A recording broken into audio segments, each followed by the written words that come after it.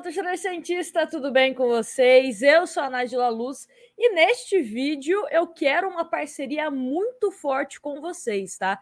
Quero a opinião de vocês aqui nos comentários, porque eu vou trazer informações do presidente do Santos, informações do Edu Dracena, vou dar a minha opinião, mas eu quero a sua opinião nos comentários sobre quais posições o Santos precisa para 2022, principalmente as mais urgentes. Qual posição o Santos precisa, né, colocar como prioridade nessa busca por reforços? Antes da gente falar sobre essas posições, reforços e coisa e tal, só uma informação aqui: o presidente do Santos concedeu uma entrevista ao jornalista Ademir Quintino e ele confirmou que o meio-campista Bruno Oliveira já assinou o contrato com o Santos, né? Então só estamos esperando aí o anúncio oficial nas redes sociais, né, no site do clube, mas o presidente do Santos já confirmou que Bruno Oliveira assinou com o Peixe contrato de 1 ano de empréstimo com valor de compra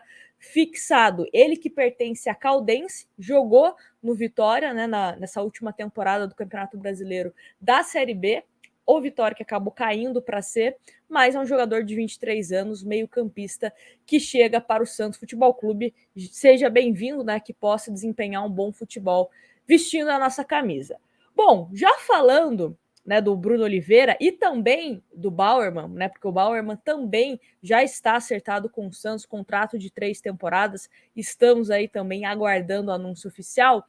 Quais as outras posições o Santos precisa? Mas, para a gente comentar isso, um trecho da entrevista do Rueda ao Ademir Quintino, que ele falou o seguinte, abre aspas, o Santos trará entre 5 e 6 reforços. Temos várias conversas e muita gente trabalhando para o melhor do Santos, fecha aspas, foi o que disse o presidente, né, a entrevista ao Ademir Quintino. Só que aí, quando ele usa a palavra reforço, eu sempre faço essa brincadeira com vocês, né? É contratação ou é reforço? É um cara que vem para compor o elenco, ser uma opção para um segundo tempo, caso fulano se machuca, tem aquele outro jogador, ou é ser reforço? O cara que vai vestir a camisa e vai resolver os problemas do Santos em uma determinada posição. Né? Isso que precisa ser claro. A gente também trouxe em outros vídeos aqui o próprio Carille falando, né, que também pensa basicamente nesse número, sendo que 3 jogadores para compor o elenco e 3 jogadores para brigar por uma titularidade. Acho que faz sentido. E já pegando o gancho sobre os jogadores que eu acho, né, as posições, melhor dizendo, que o Santos precisa priorizar, quero falar sobre as laterais. Para mim, as laterais do Santos é o grande problema para 2022 e eu explico. Começando pelo Pará, né? Não que eu ache o Pará um grandíssimo lateral que deveria continuar no Santos, não. Eu acho que o ciclo do Pará se encerrou. É um jogador que conseguiu títulos importantes vestindo a nossa camisa, mas, né, alguns ciclos precisam se encerrar. Ele vai jogar no Cruzeiro a partir de 2022. Ok. Mas é um jogador que deixou o clube, então você precisa repor essa saída. Temos o Madison. Madison tem contrato com o Santos até dezembro de 2022. Ou seja, um contrato curto. É um jogador que ofensivamente, né, um lateral mais ofensivo, é muito útil ao Santos, principalmente com a presença dele dentro da área, né? Sabe fazer gols de cabeça, enfim.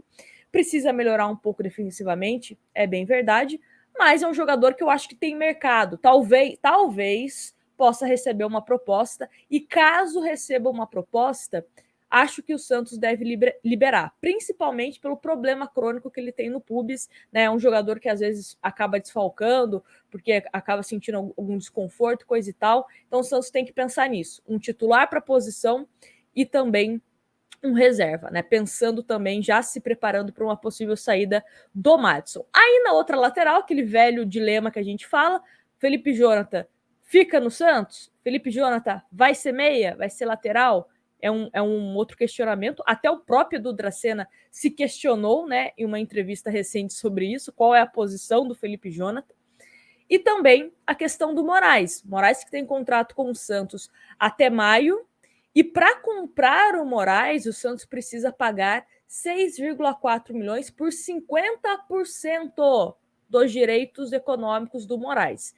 Eu acho que o Santos não vai exercer essa compra. Né? O valor é considerado muito alto. Não vejo o Santos fazendo um investimento desse para um jogador que não teve uma regularidade, digamos assim, como titular. O titular na posição foi o Lucas Braga, que jogou como ala, né? Então, eu acredito que o Moraes acaba não ficando no Santos. E o Felipe Jonathan, como a gente já falou aqui, acho que é um jogador que pode receber uma proposta para deixar o Santos na próxima temporada. Então, hoje, vejo como a principal posição que o Santos precisa se reforçar são as laterais, lateral direita e lateral esquerda. Temos o meio-campo também.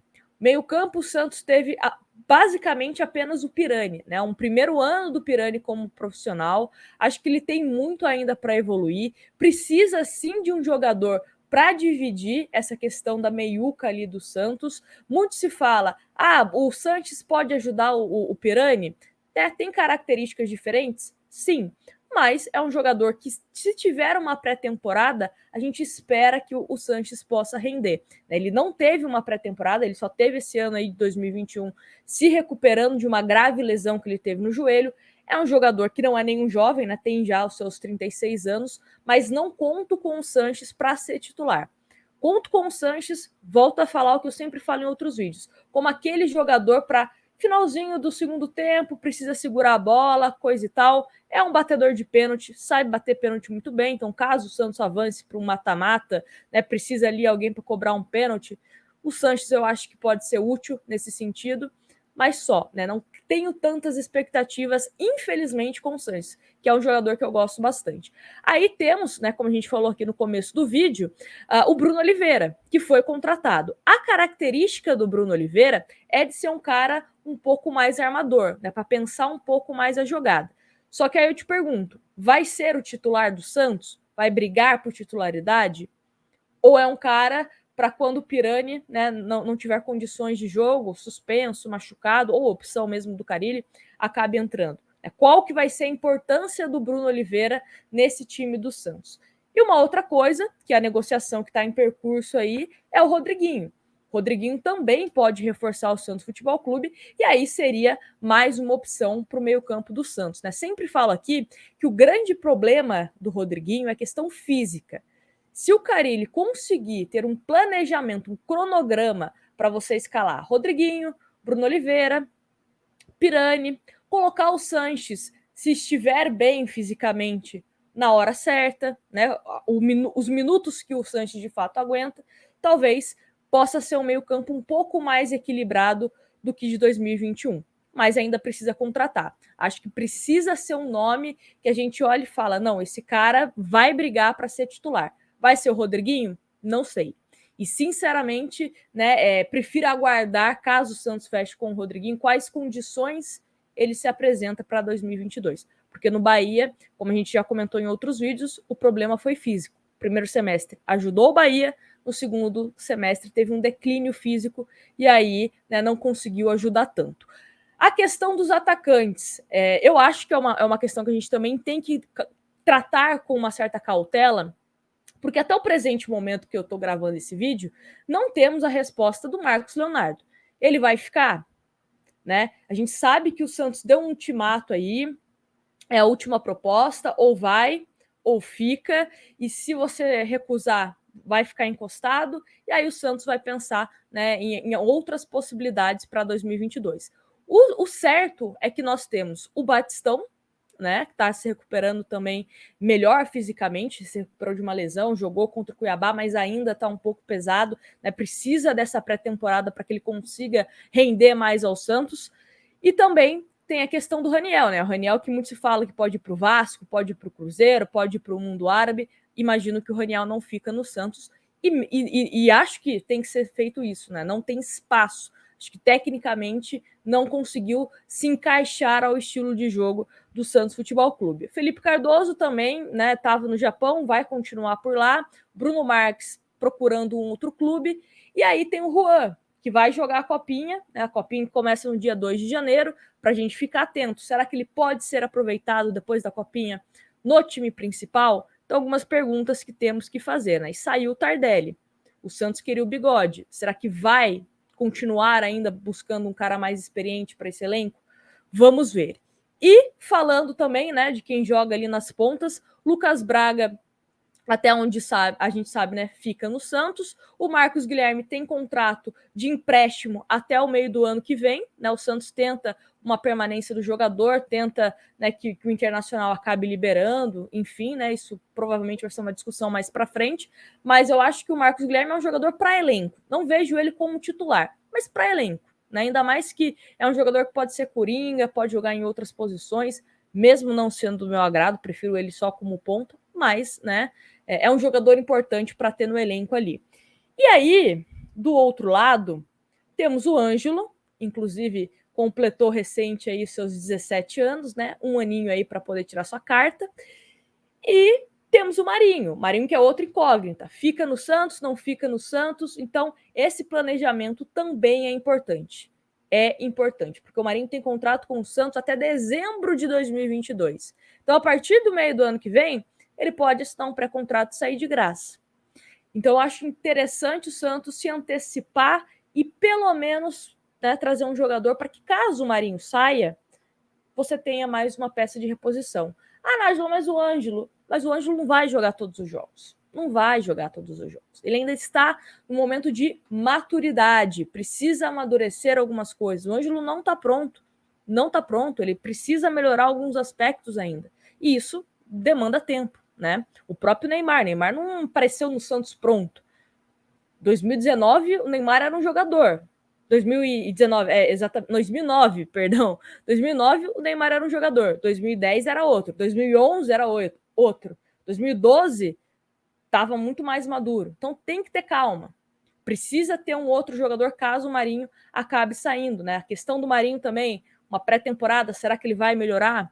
Porque fisicamente não conseguiu render esse ano. Então, algumas coisas que a gente precisa pontuar. Em relação a goleiros, eu vejo muitos me perguntando, Nájila, seria interessante trazer o Rafael Cabral?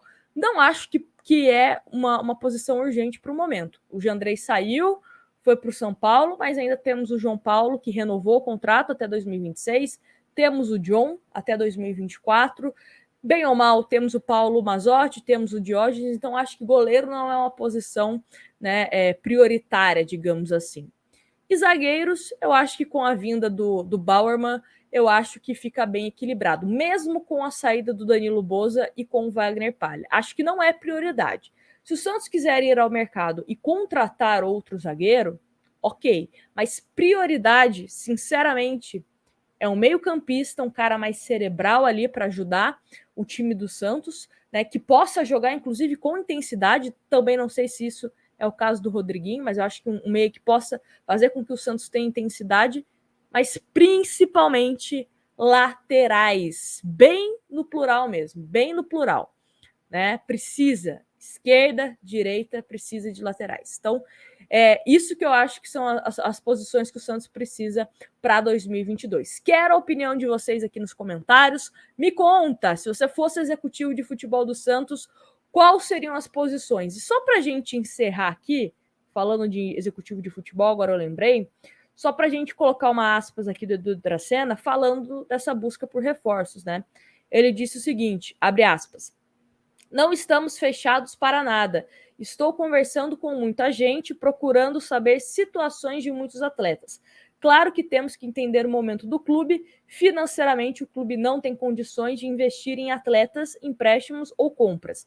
Pedimos que o torcedor entenda isso. A gente quer um Santos forte, um time competitivo para brigar, mas precisamos ser realistas com o momento que o clube vive. Então, né, o posicionamento aí do Edu Dracena em uma das entrevistas que ele foi questionado sobre lidar, né, com essa questão financeira, mas também a necessidade de se reforçar. O fato é, precisamos de reforços, não jogadores apenas para compor elenco. É importante compor elenco? Sim, mas jogador que possa fazer com que o Santos seja mais competitivo em 2022. O que eu sempre falo, ser competitivo também tem a questão de criatividade. E volto a ser a chata que fico falando aqui, né? Santos, vamos olhar mais para o mercado sul-americano.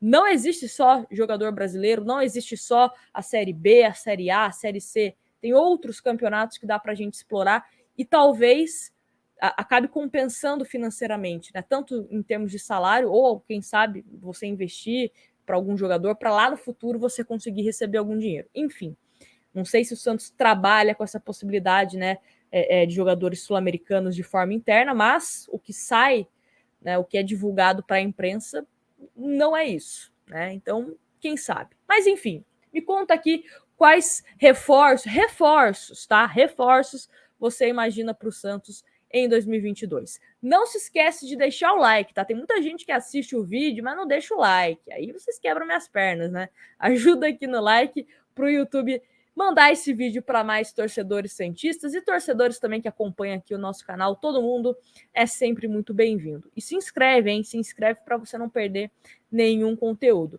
Já desejando aqui um Feliz Natal, já desejando um Feliz Ano Novo. Seguiremos aqui postando alguns vídeos, algumas lives para vocês, mas é sempre bom desejar coisas boas para vocês, tá bom?